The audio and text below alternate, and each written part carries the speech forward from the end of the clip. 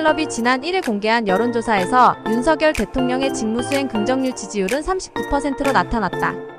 지난 2월 2일 공개된 한국갤럽 여론조사에서 29%를 기록했던 점을 감안하면 한 달 사이에 10%포인트 반등했다. 윤 대통령의 지지율 39%는 지난해 7월 초 38% 이후 약 8개월 만에 최고치다. 대통령실은 윤 대통령의 지지율이 40%대로 상승할 것이라고 기대하는 분위기다.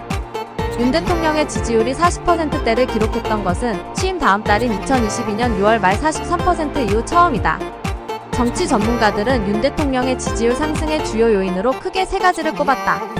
의과대학 정원 증원 정책, 김건희 여사 이슈가 수면 아래로 내려간 점, 비명 행사로 표현되는 더불어민주당의 공천 갈등이 복합적으로 작용해 윤 대통령의 지지율을 끌어올렸다는 것이다.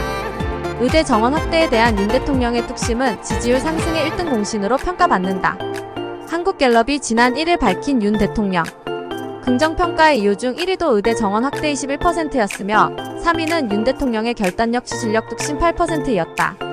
이와 관련해 홍영식 한길리서치 소장은 4일 역대 어느 대통령도 제대로 대응하지 못한 의대 정원 확대라는 이슈에서 윤 대통령이 끌려가지 않고 원칙적으로 대응에 높은 평가를 받고 있다고 설명했다.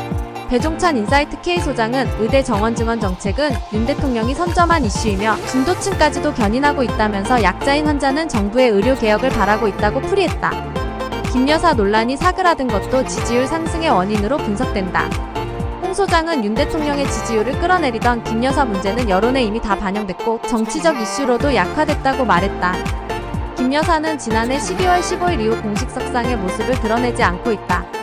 배 소장은 민주당이 공천 갈등으로 시끄러운 것은 윤 대통령에게 반사이익을 주고 있다고 설명했다. 윤 대통령의 지지율 상승세가 오는 4월 10일 총선까지 지속될지는 선거 변수 중 하나다. 한 여론조사 전문가는 의대 정원 증원 정책은 양날의 칼이라며 잘 해결된다면 윤 대통령과 국민의힘의 엄청난 플러스 요인이 되겠지만 의료 대란이 현실화되거나 윤 대통령이 밀리는 모습을 보일 경우 역효과가 날 수도 있다고 지적했다. 대통령실은 윤 대통령의 지지율 상승세에 고무된 표정이다. 대통령실 핵심 관계자는 국민들이 민생을 위한 윤 대통령의 노력을 긍정적으로 받아들이는 것 같아 감사할 따름이라면서도 윤 대통령은 지지율에 일일비하지 않고 국민과 민생을 위해 더욱 주력할 것이라고 강조했다.